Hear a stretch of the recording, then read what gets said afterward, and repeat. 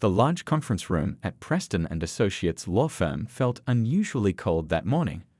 Rita Chen sat alone on one side of the massive oak table, her hands folded neatly in her lap, trying to maintain her composure as 5 pairs of hostile eyes stared at her from across the room. Her late husband's children hadn't even bothered to sit. They stood in a tight group, arms crossed, like a jury ready to deliver a harsh verdict. "We all know why you married Dad," Sophia, the eldest daughter, spat out. Her designer blazer and perfectly styled hair couldn't hide the bitterness in her voice. "A 35-year-old doesn't marry someone twice her age for love." Rita took a deep breath, reminding herself to stay calm. Just 6 months ago, she had been happily married to Richard Chen, one of the city's most successful tech entrepreneurs. Now, at his will reading, she was being painted as nothing more than a gold digger. Mr. Preston, the family lawyer, cleared his throat uncomfortably. "If we could proceed with the reading." "No," David, Richard's younger son, cut in. He pulled out his phone and walked around the table, practically shoving it in Rita's face. "Look what our private investigator found. Pictures of you at charity galas 3 years before you met Dad. Always hanging around wealthy older men. You were hunting for a target, weren't you?" Rita felt her chest tighten as she looked at the photos. Yes, that was her at various fundraising events she had attended as part of her job as a cardiac care nurse, helping the hospital secure donations for new medical equipment. But trying to explain that now seemed pointless. "You really had it all planned out, didn't you?" Sophia continued, her voice dripping with disgust. "Working as a nurse in the cardiac unit, perfect place to find vulnerable rich men. Must have thought all your dreams came true when Dad came in with his heart scare." The other siblings nodded in agreement, while their spouses stood behind them like a Greek chorus, adding their own disapproving glares to the mix. Rita looked down at her simple gold wedding ring, the one Richard had insisted on when she'd said she didn't need an expensive diamond. She remembered how he'd laughed, saying, "My dear, if you were a gold digger, you're doing a terrible job at it." The memory gave her strength. She lifted her chin and met Sophia's gaze. "Your father was a wonderful man who knew exactly who I was and what I stood for. I loved him and he loved me. Nothing you say can change that." "Oh, please." Lisa, the middle daughter, jumped in. "You isolated him from us. After the wedding, he barely came to family dinners anymore. Always had some excuse about being tired or busy with his charities." If they only knew the real reason, Rita thought. The secret Richard had shared with her in his final days weighed heavily in her heart. He had made her promise to keep it hidden unless she absolutely had to reveal it. Looking at the hatred in his children's eyes, she wondered if that day might come sooner than she'd expected. Mr. Preston tried again to bring order to the room. "The will is quite clear about Mr. Chen's wishes." "We're contesting it," Sophia announced. "We have evidence of undue influence. We'll prove she manipulated Dad when he was vulnerable." Rita felt a strange calm settle over her. She had tried so hard to protect them, to protect Richard's legacy. But as she watched his children plot to destroy her reputation and drag their father's name through a public legal battle, she realized the truth might be the only weapon she had left. The irony almost made her laugh. They thought they were protecting their father's memory, when in fact, they were about to trigger a chain of events that would reveal things they never could have imagined. Rita caught a glimpse of her reflection in the conference room's window. The woman looking back at her seemed older than she had just 6 months ago, but also stronger. "You should be careful what you wish for," she said quietly, almost to herself. But in the tense silence of the room, everyone heard her words. "Is that a threat?" David demanded, his face reddening.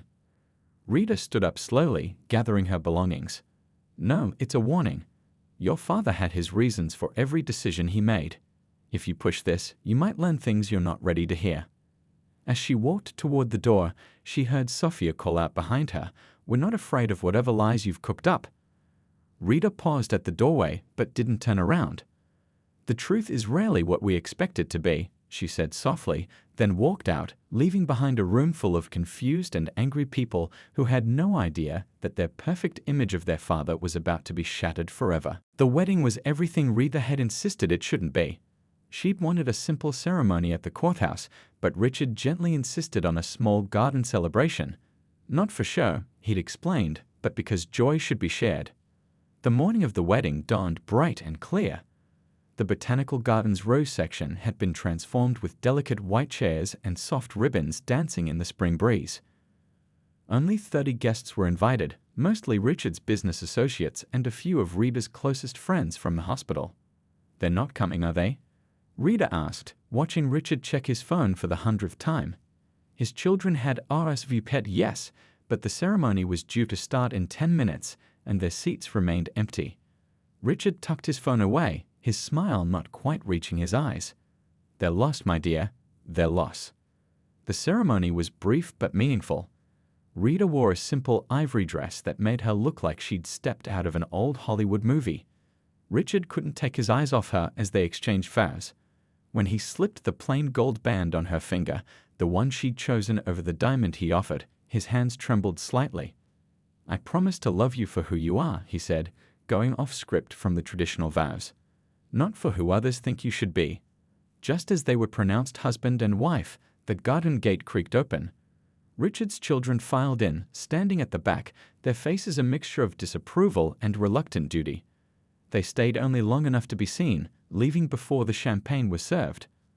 "I'm sorry," Rita whispered to Richard as they watched them leave. He pulled her close. "Don't be. They're adults making their own choices. We've made ours." Life after the wedding settled into an unexpected rhythm. Rita discovered that being married to one of the city's wealthiest men wasn't about attending glamorous parties or shopping for expensive things. Instead, her days filled with managing Richard's health regimen, accompanying him to charity board meetings, and helping him streamline his philanthropic efforts. "You've given his charitable foundation new life," Mr. Preston, the family lawyer, commented during one meeting. "The homeless shelter project has never run more efficiently." Rita enjoyed the work, especially seeing how their efforts made real differences in people's lives. But she noticed how Richard's children interpreted every positive comment about her as an attack on them. "Trying to prove what a perfect wife you are." Lisa had sneered when Rita organized a successful fundraiser for the children's hospital. "Or just making sure Dad keeps you in his will." The monthly family dinners became increasingly tense affairs.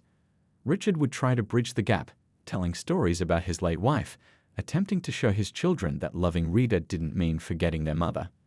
But they remained cold, convinced that Rita was somehow manipulating their father. "Dad, you barely spend time with us anymore," Sophia complained during one particularly difficult dinner.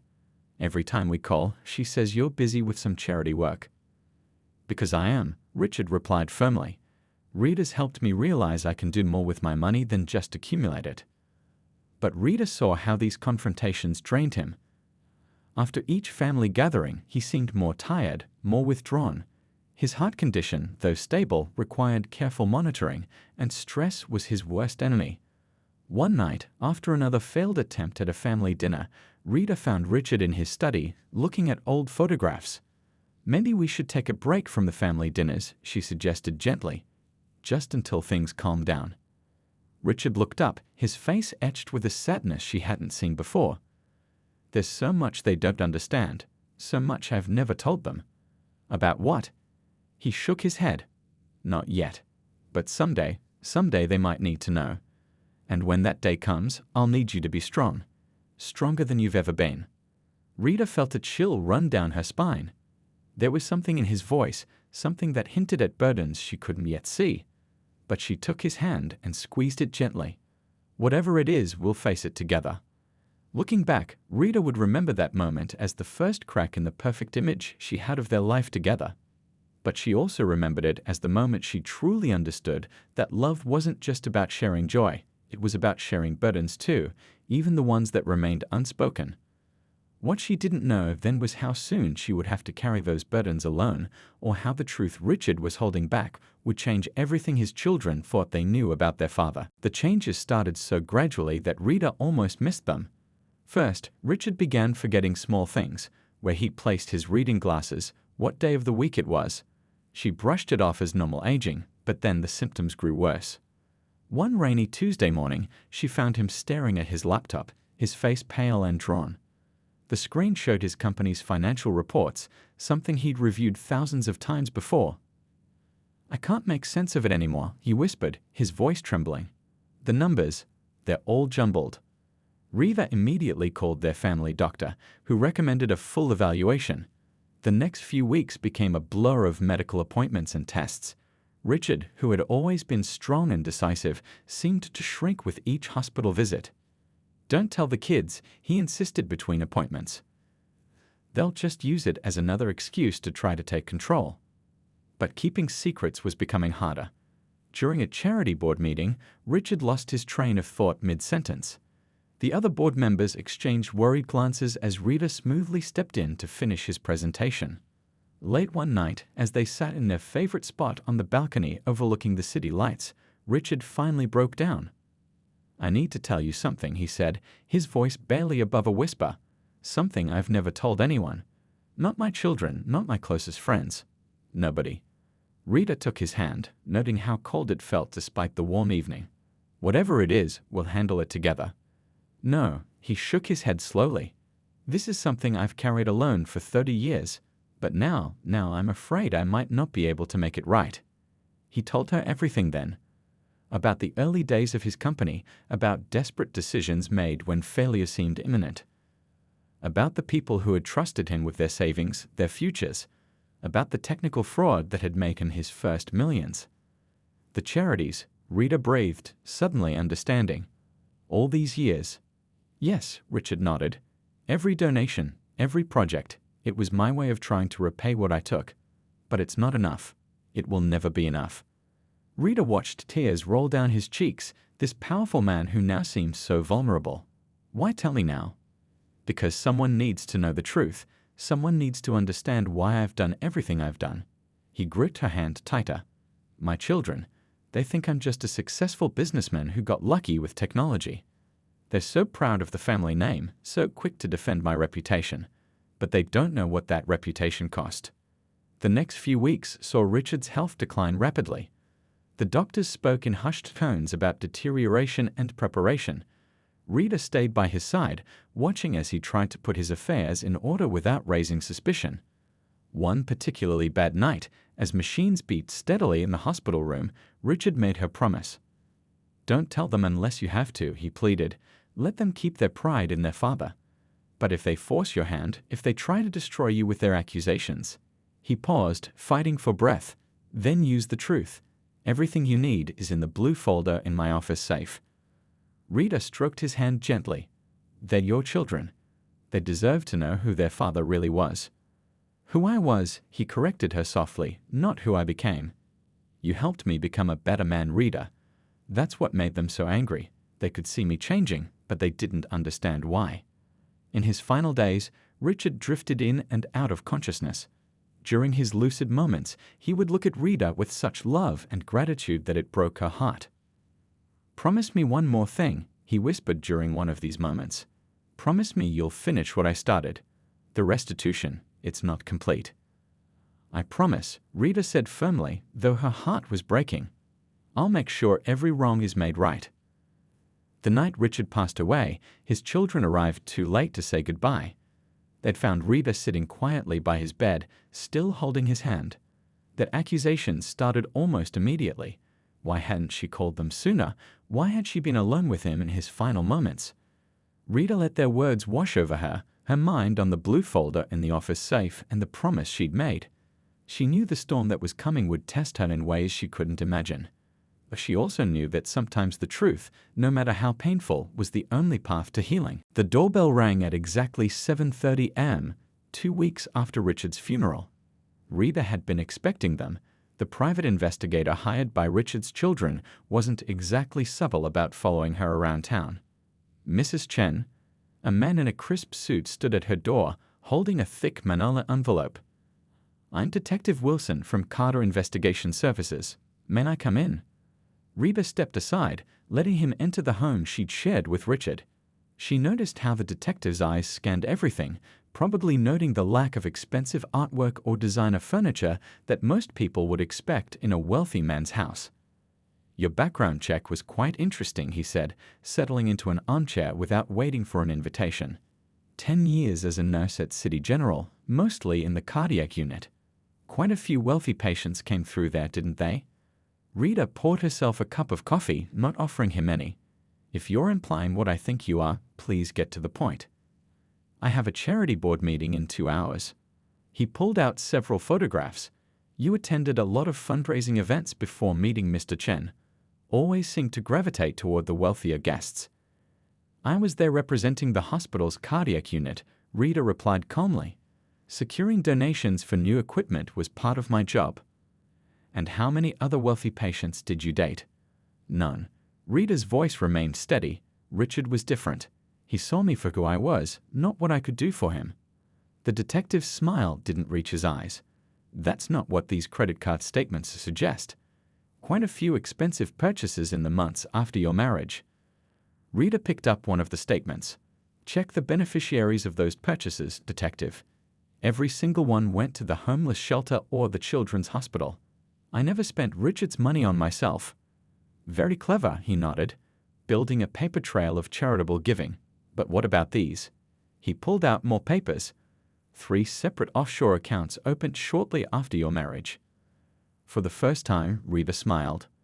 Those would be the rehabilitation funds Richard set up for former addicts getting back on their feet. Feel free to check with the recovery center. They manage the distributions. The detective's confidence wavered slightly, but he pressed on. Your own background is quite humble. Parents deceased, no college degree, a small apartment in the East Side before meeting Mr. Chen. Must have felt like winning the lottery marrying him. Rita stood up, her patience wearing thin. Do you know what Richard told me when I refused his first proposal? He said, money doesn't make a person rich, their actions do.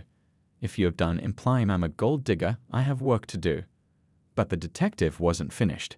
He pulled out one last document. What about this? A private meeting with Mr. Preston, the family lawyer, 2 days before Mr. Chen's death. Witnesses say you were both quite agitated. Rita's hand trembled slightly as she remembered that meeting. Richard had insisted she tell Mr. Preston everything, making him promise to support her if things got ugly after his death. That meeting was private, she said firmly, and protected by attorney-client privilege.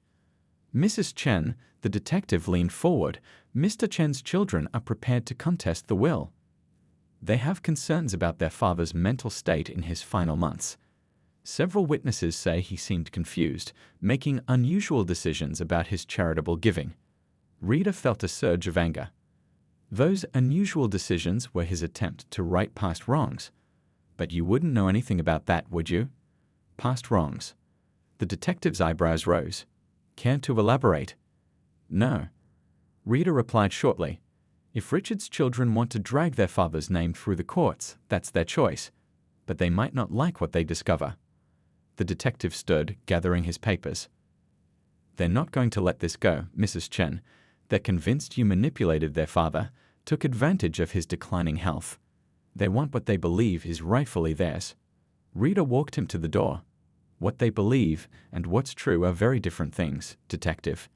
Tell them to think very carefully about pushing this further. After he left, Rita went to Richard's office. The blue folder sat in the safe, waiting like a ticking time bomb.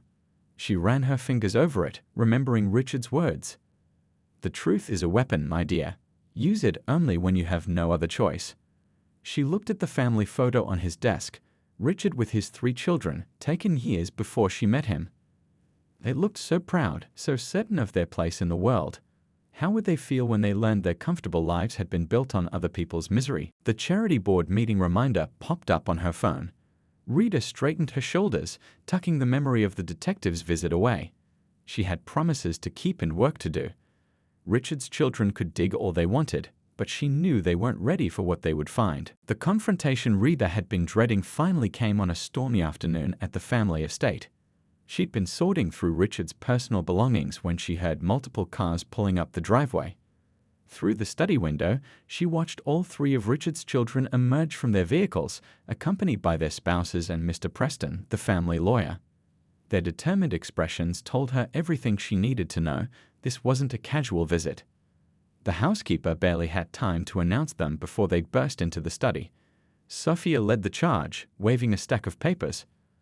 We've found proof, she declared, her voice shaking with barely contained anger. Dad's medical records show he was already experiencing cognitive decline when you convinced him to change his will. Rita carefully placed the photo album she'd been looking through on Richard's desk. Your father was perfectly sound of mind when he made those changes. Really? Lisa stepped forward, her designer heels clicking against the hardwood floor. Then explain these. She scattered several documents across the desk. Bank transfers to offshore accounts, secret meetings with lawyers, and suddenly changing half his charitable foundation's management structures right before his death. All perfectly legal changes that your father initiated himself, Rita replied calmly. David, who had been unusually quiet, moved closer to the desk. Something in his expression made Rita's heart skip a beat. He looked so much like his father in that moment. "We've been talking to Dad's old business partners," he said quietly. They said he was acting strangely in his final months. Obsessed with some of his earliest business deals, kept talking about making things right. Rita felt the weight of the blue folder in the desk drawer behind her. Your father had his reasons. "Stop pretending you know our father better than we do," Sophia exploded. "You were barely in his life for 2 years. We're his children. We knew him our whole lives." "Did you?" Rita's voice cut through the tension like a knife. "Did you really know him? Or did you just know the version of him you wanted to see?" "What's that supposed to mean?" Lisa demanded. Rita looked at each of them in turn, these privileged children who had never questioned the source of their comfortable lives. "Your father was a complicated man. He carried burdens you knew nothing about." "The only burden he carried was you," Sophia spat. "We all saw how he changed after meeting you. The constant charity work, the secret meetings, the weird obsession with his old business records." "He was trying to make amends," Rita said softly. "Amends for what?" David asked, and again Rita saw Richard in his questioning eyes. She took a deep breath. Richard had made her promise to reveal the truth only if absolutely necessary. Looking at their angry, suspicious faces, she knew that moment had come. "Your father's tech empire," she began slowly, "the one you're all so proud of. Do you know how it really started?" "Of course we do," Lisa scoffed. "Dad developed breakthrough software that revolutionized digital security. Everyone knows that." Rita opened the desk drawer and pulled out the blue folder. "That's the story everyone knows, but it's not the whole truth." "What are you talking about?" Sophia demanded. "Your father's first major success wasn't entirely his own," Rita continued, her voice steady. "He borrowed key elements of the security software from a small startup company. When they threatened to expose him, he used his connections to destroy their reputation. The company went bankrupt, its founders lost everything, and their employees' lives were ruined." The room fell silent. Mr. Preston, who had been quiet until now, stepped forward. "Mrs. Chen, perhaps we should." "No," Rita cut him off. "They wanted the truth. Here it is." She opened the folder and began laying out documents, old contracts, newspaper clippings, bank statements. "Your father spent the last 30 years trying to make up for what he did. Every charity, every donation, every scholarship, it was all aimed at helping the people he'd hurt or their families." "You're lying," Sophia whispered, but her voice lacked conviction as she stared at the evidence spread before her. "The offshore accounts you found?" Rita continued. "Trust funds for the children of the people your father's actions had hurt. The secret meetings? Planning how to quietly help those families without exposing the truth and destroying your father's reputation, the reputation you're so desperate to protect." David picked up one of the old newspaper clippings, his hands trembling. "This can't be true." "Your father was a good man," Rita said gently. "Not because he never did anything wrong, but because he spent the rest of his life trying to make it right. That's why he worked so hard on his charitable foundations. That's why he seemed obsessed with his old business dealings. And that's why he married me, because I was the first person who saw his guilt and didn't judge him for it." The room fell into a heavy silence as Richard's children absorbed the truth about their father. The perfect image they had held of him for so long was crumbling, replaced by something more complex, more human, and ultimately more real. The weeks following the revelation were surprisingly quiet. Richard's children withdrew their legal threats, retreating into their own worlds to process what they'd learned about their father. Rita continued her work with the charitable foundations, honoring the promises she'd made to her late husband. One rainy morning, as Rita sat in Richard's study reviewing donation requests, there was a soft knock at the door. David stood there, looking more uncertain than she'd ever seen him. "Can we talk?" he asked, his voice barely above a whisper. Rita gestured to the chair across from her. She noticed he was holding some old papers. "I've been going through Dad's old files," he said, settling into the chair. "Found these from the early days of the company." He spread out several yellowed documents on the desk. The ones who lost everything. I knew some of their kids in school. Never understood why Dad insisted on paying their college tuitions through his scholarship foundation. Rita nodded softly.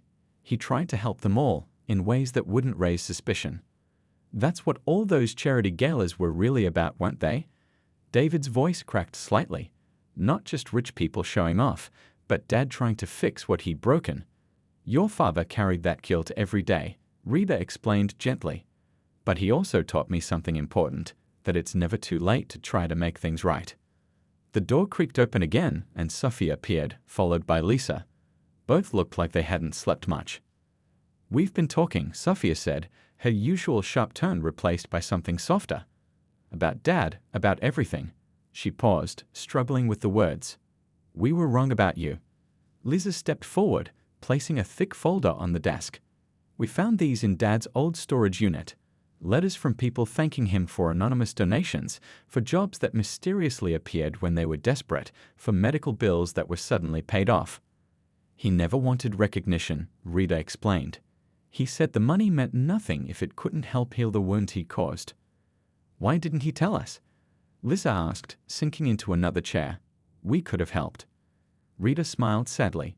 "He wanted to protect you. He was so proud of how you all saw him, as a successful businessman, a respected leader. He feared that knowing the truth would break your hearts." "Instead, we broke his," Sophia whispered, tears forming in her eyes. "All those times we accused you of changing him, of turning him into someone we didn't recognize. He was finally becoming the person he always wanted to be." David picked up one of the thank you letters, reading it carefully. "Some of these people, they had no idea it was Dad helping them, did they?" "No," Rita confirmed. "He believed true redemption didn't need acknowledgement, it just needed action." A heavy silence filled the room, broken only by the soft ticking of Richard's old desk clock. "What happens now?" Lisa finally asked. Rita pulled out a fresh stack of papers from her desk drawer. "Your father left detailed plans for the foundation's future. He wanted all of you involved, if you chose to be. Not just as figurehead directors, but really involved, meeting the people we help, understanding their stories." "We'd like that," Sophia said quietly, surprising everyone. "It's what Dad would have wanted." Over the next few hours, Rita shared more of Richard's stories, not just the guilt and the secrets, but the genuine joy he found in helping others, the peace he finally discovered in his last years. His children listened, sometimes crying, sometimes laughing, as they got to know a different version of their father. As the day drew to a close, David lingered behind after his sisters left. "You know," he said thoughtfully, "when Dad first told us he was marrying you, we were so sure you'd destroy his legacy." He smiled sadly. "Instead, you're helping us understand what his real legacy is." Rita touched the simple gold wedding band she still wore. "Your father's legacy isn't in his bank accounts or his business empire. It's in every life he touched trying to make amends, in every person he helped while asking nothing in return." The following Sunday, for the first time since Richard's death, his children joined Rita at the homeless shelter's weekly dinner service. As they served meals and listened to stories from people their father had helped, something began to heal, not just between them and Rita, but in their understanding of who their father really was. Later that night, as Rita placed fresh flowers on Richard's grave, she whispered, "They know now, my love. And they understand. Your secret didn't destroy them, it made them see the man you truly became, and that's the greatest legacy you could have left them." The future would hold its own challenges, but the truth had finally set them all free. Free to remember Richard not as a perfect man, but as a human being who had learned that it's never too late to change, never too late to make amends, and never too late to become the person you always wanted to be.